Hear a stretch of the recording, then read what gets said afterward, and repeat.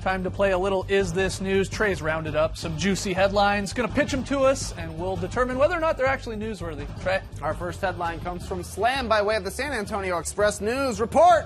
Spurs hope to offer Kawhi Leonard a $219 million Supermax contract. Is this news?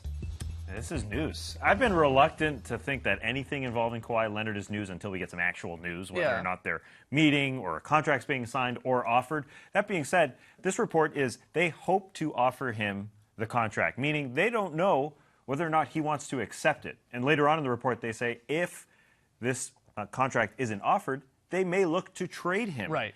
Because he may not want that contract. So, I mean, the point is, he may not want to be there and accept $219 million.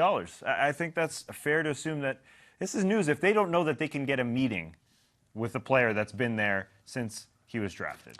It's not news, though, until we know that, to me. Until we know what Kawhi wants to do. It's a no-brainer that the Spurs are going to offer him the Supermax deal. It's a no-brainer. They're a small market team. He's a top 5 player when healthy. I mean, I know there was a crazy year with him only playing 9 games and the whole complications with, hey, you're good to go, you should be healthy. He doesn't think so. I don't feel 100%. I'm going to get my doctors in New York. I get all that, but they're going to want him.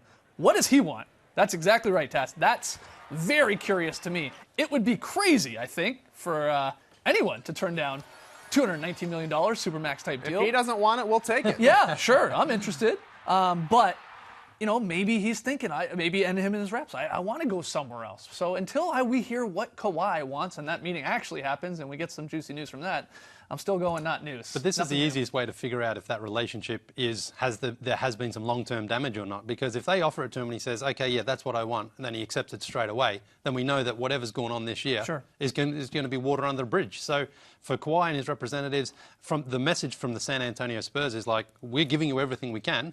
Do you want it or not? If he says no, then I think the Spurs look to move on from him. But right now, I mean, the Spurs can't do any more than offer him as much money as they're allowed to under the CBA. But we're still waiting to see if they have a meeting, right? And that's the confusing part to me. You meet with your players if you're going to offer him a contract. Right. That meeting is put in the calendar. Both parties accept without comments, accept with comments. Yeah. But there's been no exception. Yeah, okay.